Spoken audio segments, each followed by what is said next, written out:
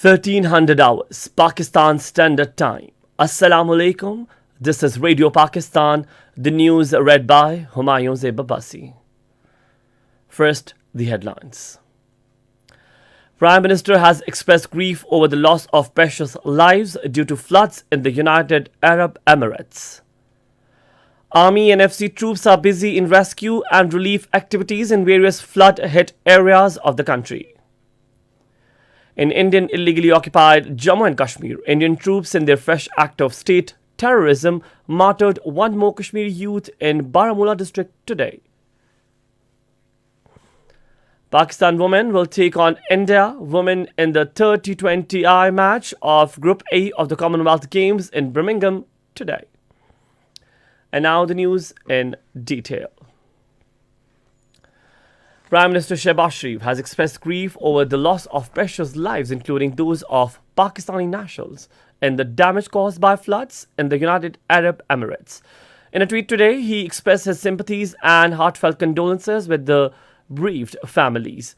He said, at this difficult time, Pakistan stands in solidarity with the people and government of the UAE.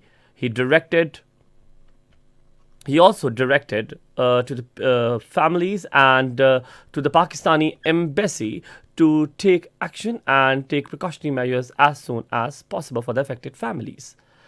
Prime Minister Mohammad Shehbaz Sharif says the federal government is working with Balochistan government to provide immediate relief to the flood-affected people in the province. He stated this in a series of tweets after visiting the flood-hit areas of Balochistan to oversee the ongoing relief work and express solidarity with the flood-affected people. The Prime Minister said the ongoing relief work will be further accelerated. He said about 300 people, including 124 from Balochistan, have lost their lives in the floods. He said although there is no compensation for human life, however, the federal government is paying 1 million rupees to every household of deceased. The Prime Minister said he has also ordered increase in financial assistance for those whose house have damaged in the floods. He said these are certainly challenging times for the flood-affected people, but the government will not leave any stone unturned to provide them relief and ensure their rehabilitation. Prime Minister Shehbaz Sharif's visit to Tang and Dera Ismail Khan has been postponed due to inclement weather. Army and FC flood relief activities continue in various flood-hit areas of the country. According to ISPR, troops are busy in rescue relief efforts apart from providing medical care and opening up communication infrastructure. Army's local commanders visited Rajanpur and Dera Ghazi Khan districts and relief items were distributed among flood-affected people. Medical camps have also been established in flood-affected areas of both districts.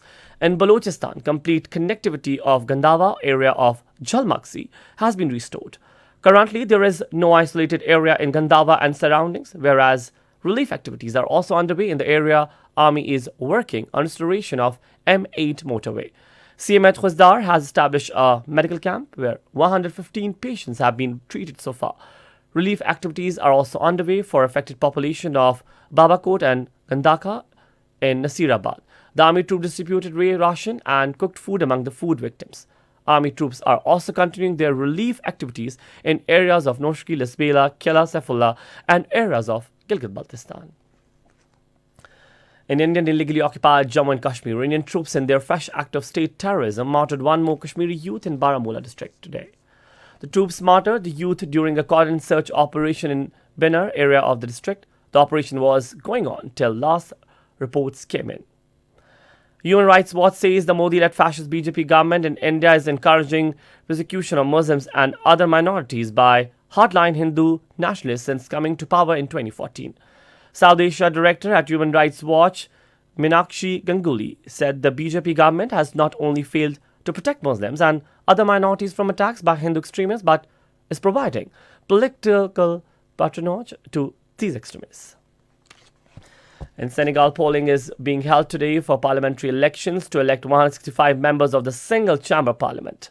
President Macky Sall is contesting for a third term.